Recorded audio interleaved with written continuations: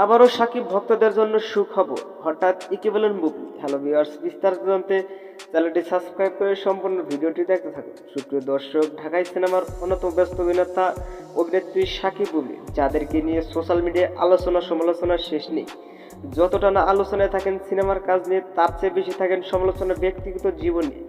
কারণ সোশ্যাল মিডিয়ায় তাকালে দেখা যায় সাকিব বুবলির ব্যক্তিগত ইস্যু। কারণ সাকিব খান কিছু সাক্ষাৎকারে বুবলিকে অপরাধী বলে মন্তব্য করে, আবার কিছু সাক্ষাৎকারে বুবলি সাকিবের বিরুদ্ধে অভিযোগ দায়ের করে।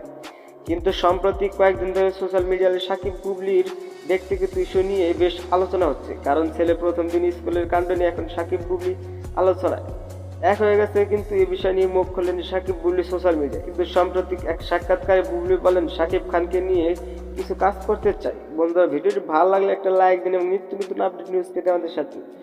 অসংখ্য ধন্যবাদ পুরো ভিডিওটি উপভোগ করার জন্য।